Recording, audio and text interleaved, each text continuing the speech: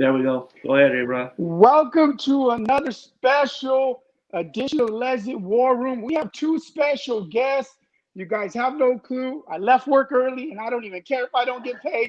So we have two special guests. They're conservative political activists and filmmakers. A long list of amazing things. They have one documentary and a movie that just came out, The Trump Card and Infidels. And we're going to dig into that. So welcome, everybody. Dinesh and Debbie D'Souza. Welcome, you guys. Thank you. Hey, we appreciate it, guys. Great to be on the show. Looking forward to it. Thank you. So real quick before we dig into this, I want to know about the documentary and the movie. They just came out. I've seen the documentary. I haven't seen the movie. Tell us a little bit about it. Some of the stuff, what I'm actually interested in is some of the stuff you learned, what you guys learned in making this documentary and movie, and some of the things that you want the viewers to take from it. Well, why don't we have Debbie talk first about our feature film called Infidel, and then I'll say a word about our political documentary, Trump Card. So Dinesh and I have really been wanting to enter the feature film business. And we have a few films on the docket, but one of them was released in the theater September 18th. So it's had a really long run in the theater. It's called Infidel. It's about a Christian blogger that goes to the Middle East. He is invited to Cairo, and he goes there to speak. He appears on a television show, and it is when he says that Jesus is God that all bets are off. And he basically gets kidnapped. Now, he is double crossed by a friend of his who happens to be a Muslim here in America, and with his help, they capture him. Hezbollah captures him. I don't want to give too much away, but it's basically him being imprisoned in Iran and his wife, being the hero or the heroine of the movie. I mean, the key thing is we made a movie that's a mainstream political thriller. We put it in 2,000 theaters. We want to compete with Hollywood in its own ground. Now, the documentary is called Trump Card, and we chose not to release that in the theater because we wanted it to put it into people's homes. So it's on demand. You can see it. You can watch it on your TV right now on Amazon Prime or Apple iTunes, on Google. There's a whole bunch of platforms. So TrumpCardTheMovie.com. So we're kind of excited. 2 films for the D'Souza family in 1 year. That's awesome. Yeah, that's actually amazing. To be honest, this is something we need to push, is more conservative movies. There's a lot of people that are out there that want to watch things like this, but they're not well made, just to be honest. And seeing some of the stuff and the time that's put in, this is like, it's history. It's a history lesson. It's something that anybody can take from it. And I'm really excited that you guys are doing this. And as much as everybody loves both you guys, I'm excited that you guys teamed up together to do this. That's amazing. Well, we work well as a team. And the other thing is we make these movies in a very entertaining way. A lot of times conservatives have the wrong idea that a movie is a kind of political messaging. So they're like, let's do messaging on immigration. Let's do messaging on Obamacare. At the end of the day, people want to be entertained by a movie. And so if you make a movie emotionally gripping and entertaining, then you can put a lot of messaging into it. And we do. So our movies are highly educational, but they're not like listening to a lecture. They're more like a movie experience with suspense. And, it's going to bring tears to your eyes. It's going to fire you up. We recognize that a movie at the end of the day should be an emotional experience. Definitely. I agree 100%. Thank you. So go ahead, Brother Mario. Yeah, so obviously you guys know our organization movement is called Lexit, the Latino exit of the Democratic Party. And really, this is a long-term play for us. All of us were born, I think most of us here, as far as our Lexit ambassadors, Democrats. And, we're coming to the light. We're bringing education to people. One of the things that we see, especially right now, is the very important part that the Latino community at large here in the United States plays in the campaign, in really everything, because of how large it is. This question is actually for Debbie, because I understand you are from Valenzuela, and a lot of people right now are entertaining and playing around with this idea of socialism. And for, at least for me, I can say for the Mexican community, we don't really know what socialism is, like someone like yourself. So in English, and maybe even in Spanish, if you can, why don't you share with us, I mean, what is your thoughts on socialism in America? What do Latinos need to know, and why is it so scary? Right. So just to begin with, I actually have two Latino cultures. My mom is Mexican American from the Rio Grande Valley, and my father was Venezuelan from Venezuela, and I was born in Venezuela. So I came to the United States when I was 10 years old, down to Harlingen. I don't know if you guys know where that is. It's South Texas. Right, and so I grew up with a Mexican American grandparents, family, and I know that they were Democrat. I became a Republican at the age of 14, but knowing what I know about both communities, I can understand how it could be a little confusing. I still have family in Venezuela, and yes, socialism is horrific. They are very, very fortunate that they have family here in America that can help them, but most don't. And the road to socialism, the way it happened there is Hugo Chavez, who was the president of Venezuela in 1999, who won that presidency fair and square. He was elected. He fooled a lot of people because no one really knew how far left he was, how Marxist he was, how close to the Castro brothers from Cuba he was. It wasn't until about 9 years into his presidency that he formed the Socialist Party of Venezuela. But little by little, he started expropriating businesses, taking away land, having people not have a voice anymore, especially if you were in the opposition. He started incarcerating people that spoke out against the government. He took over basically all of the medium channels. So here in America, we complain about the left-wing media. In Venezuela, the media was not a willing participant, unlike America.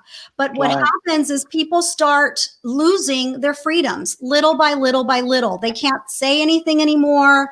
They literally are victims of the deep state, or as we would call it in Venezuela, the Chavismo, which is basically the left-wing Democrat Party here. So the parallels are very, very similar. And, so I just tell friends and family that are, Democrats, you have to understand that that the Democratic Party has the same type of rhetoric that the Chavistas had in Venezuela. In other words, they not only do, the rob Peter to pay Paul scenario, but they also divide you by how you look or what your nationality is, because Venezuela is a multicultural society. And Hugo Chavez made it an issue if you were white Venezuelan. So that all went on in Venezuela. Columbus statues started coming down, all those things. So of course, when someone like me sees what's happening here in America, I immediately know that there are parallels.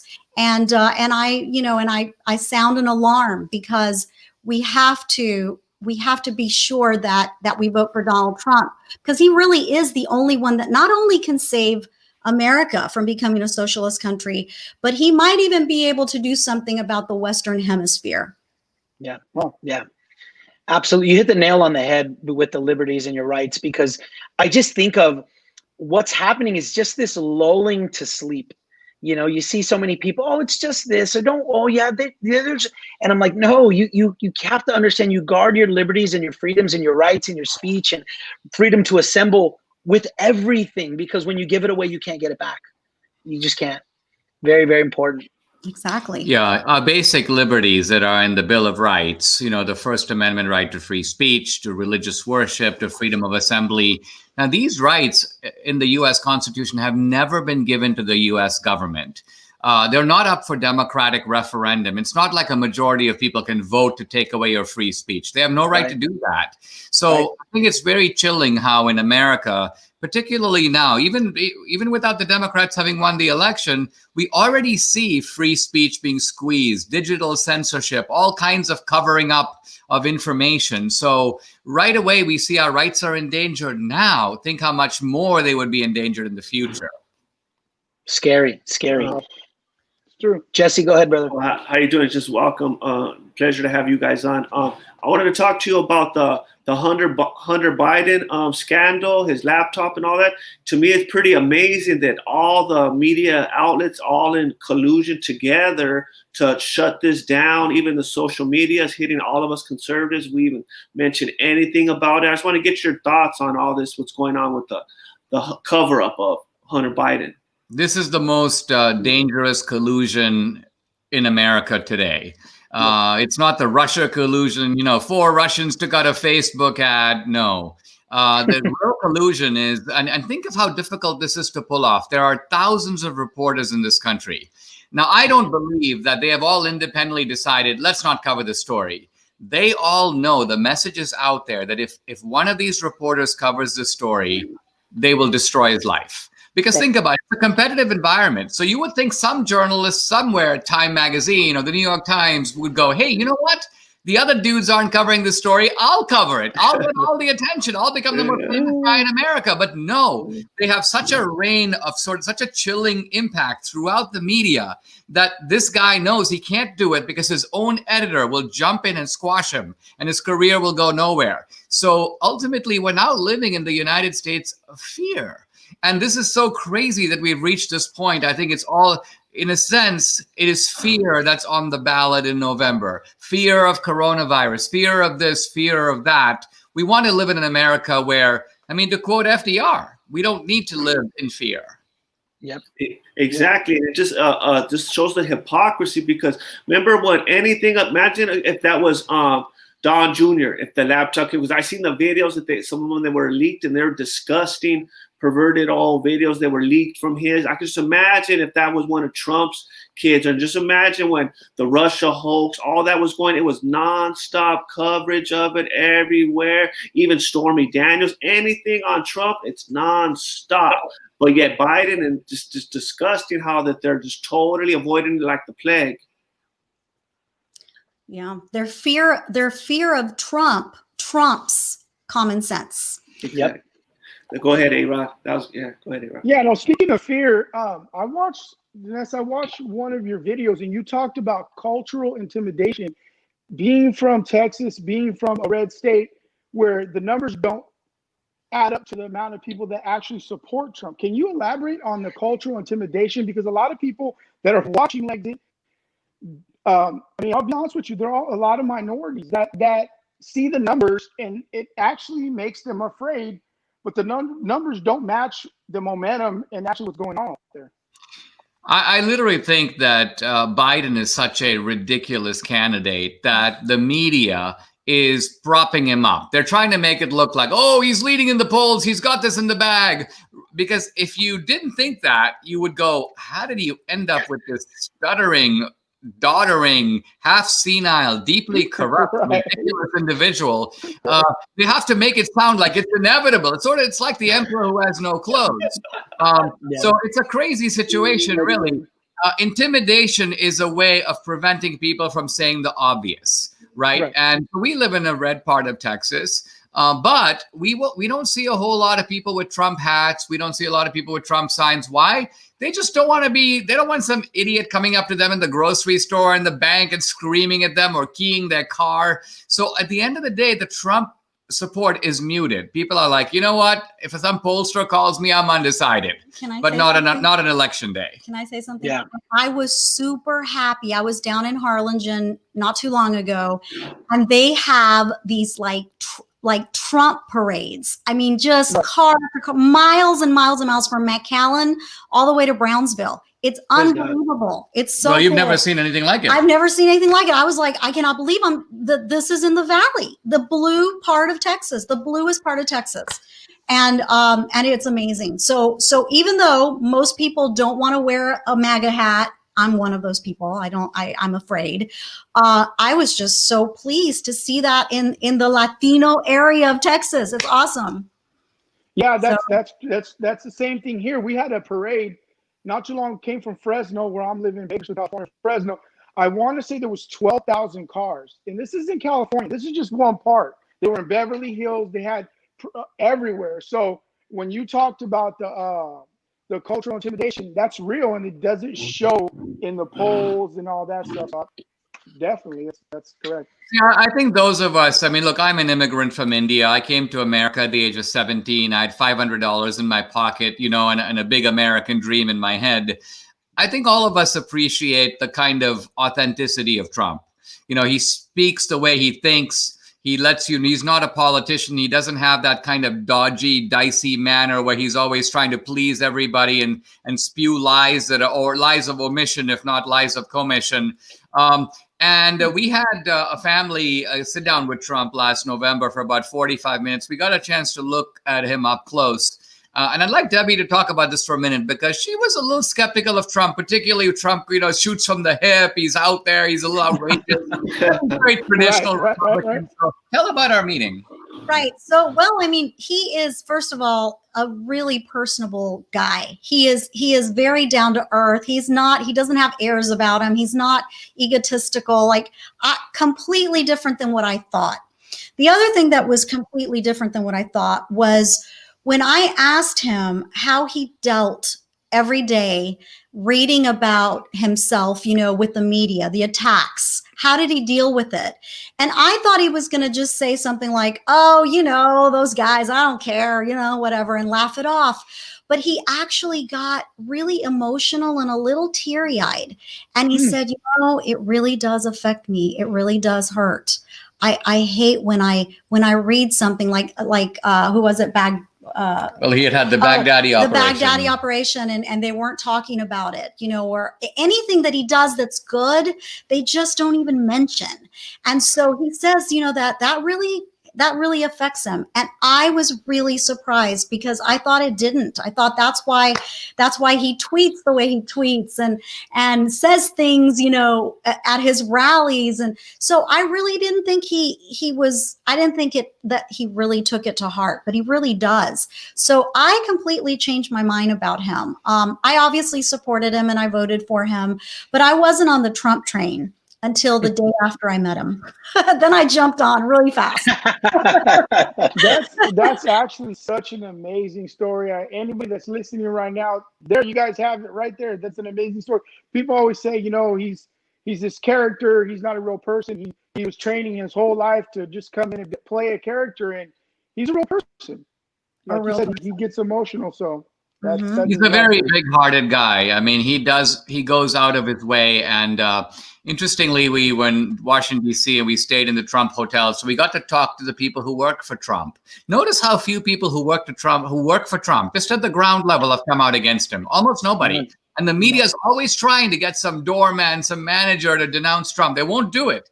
Why? Because they just know that he's a very big-hearted guy and he cares about them and he speaks to them on a first-name basis. And that's not the norm. Yeah, he knows all his doormen. In fact, I heard someone say that at Christmas, he gives everybody $100 bill, like as a tip, you know, and I was like, wow, that is really amazing. Especially, he doesn't ever talk about that. You know, if Obama did that, I think that would be the first thing he would say, you know, oh, yeah. But Trump doesn't brag about what he does and how he helps people. And when I hear stories of how he pays off mortgages, and I mean, it's just amazing to me. It really is. It is. Go ahead, awesome. Yeah. So that makes the last question.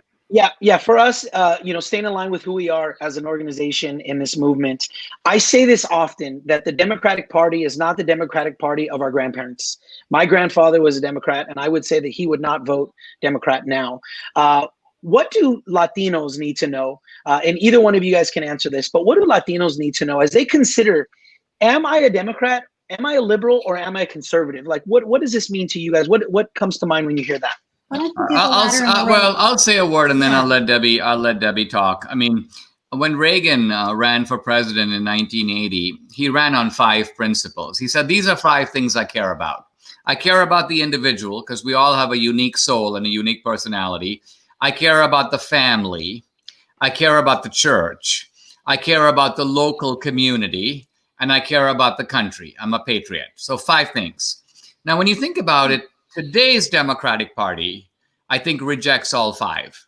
They don't like the individual. They go, oh, no, the individual is a big illusion. You can't pull yourself up by your bootstraps. They don't like the nuclear family. They don't like the father. They don't like the patriarchal system. They think it's too oppressive. They want to redefine the family. They don't like the church. They don't like the idea of local community.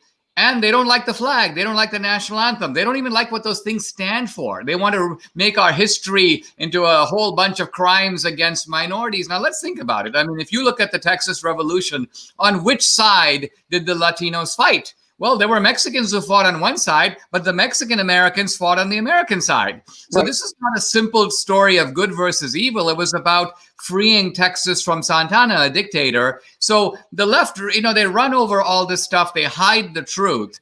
And I think if the truth gets out, people will realize the Democrats today are a party you want to run away from. Yep.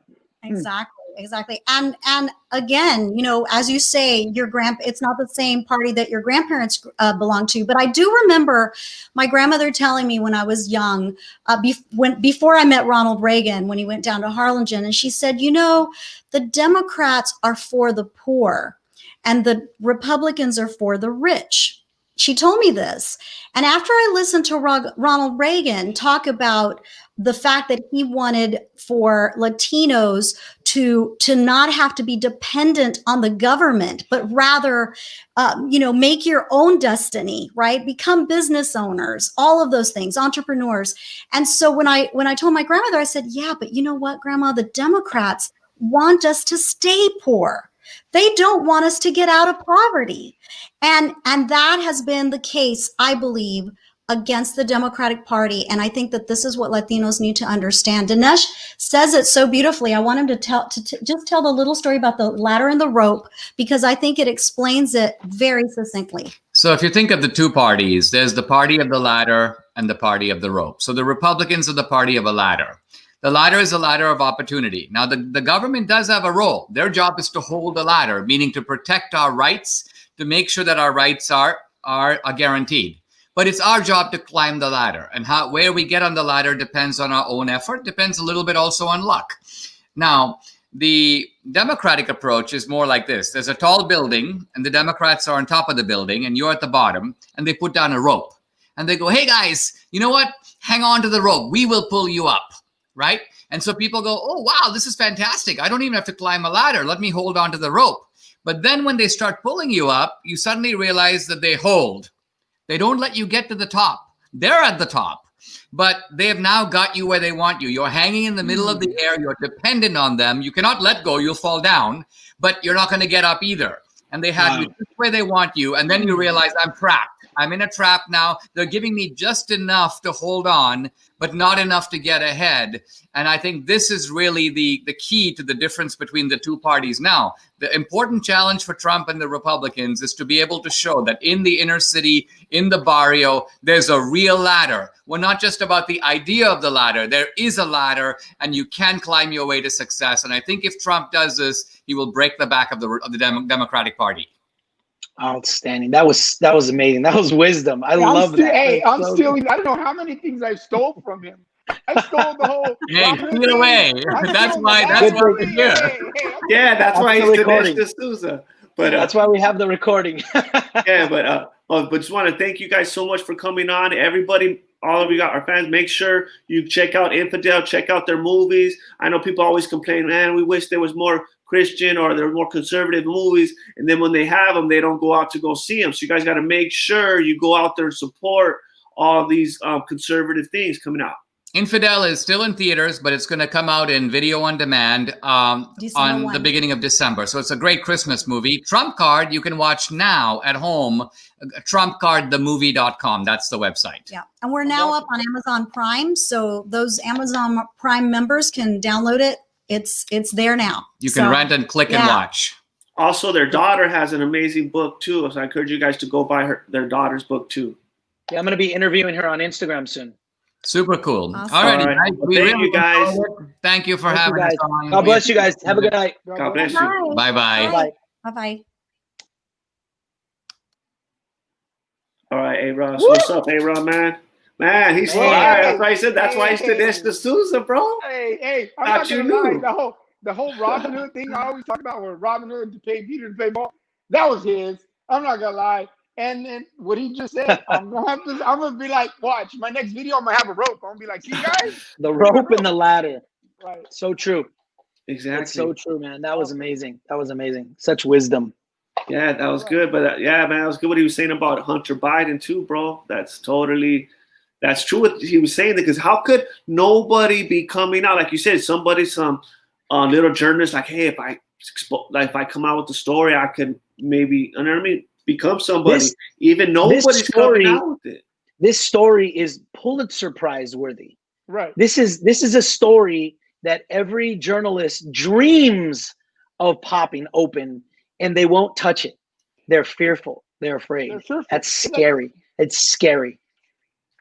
Just like, Absolutely, remember that girl on at NBC, I think she was. She said that she had the Epstein story. Remember, years back, she had the Epstein story, and she said that they told her to kill the story. And all that. Yeah. It's exactly what they're doing right now, but even way more advanced. Like, that's what I'm saying. They care, the Democrats, liberals, they care more about their party than they do America. Because imagine if I found out today Trump was a righteous old pedophile or something righteously sick on him or something, I wouldn't support him or whatever, because I'm an American first above all things. But they're not like that. They just want to win at all costs. That's why they'll lie, cheat, steal. They'll just do whatever just to win, just to get back power. It's like Dinesh was saying right now. They think about it.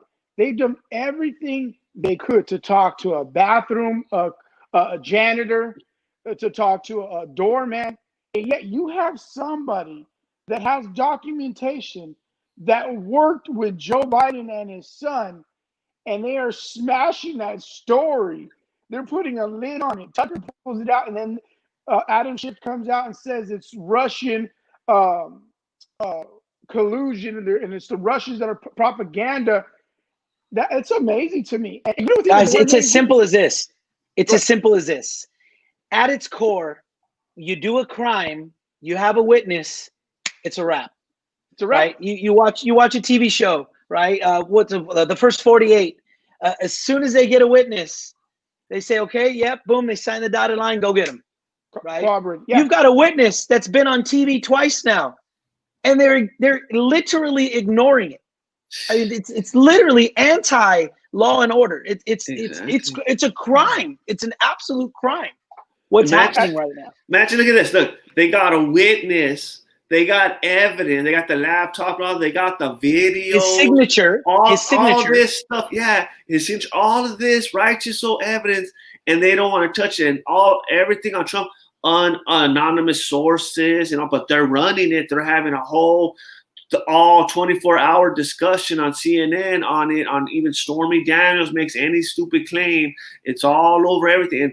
And liberals too. They'll believe any lie about Trump. I mean, they could come out today and say he's an alien, and all the left liberals are going to be all. That's what she was saying. They'll believe any lie about Trump, but you show them actual evidence with truth and facts about a Democrat, and they just ignore it, bro. That's why I don't hold, like, when I hear the media, I never hold them. I mean, I get pissed at the media, but they're getting paid. These idiots on the left that are accepting this. And what's funny about it is they see it. It's like she said, they hate Trump so much that they don't even question.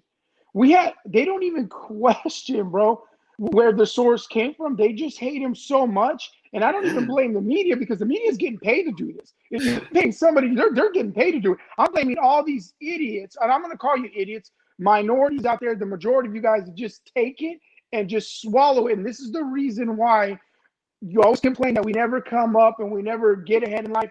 I'll be honest, because we can't think outside the box. We literally, we're enslaved into our mind. Real quick, and I'll let you go, Mario. There's a guy in our group, Ricardo.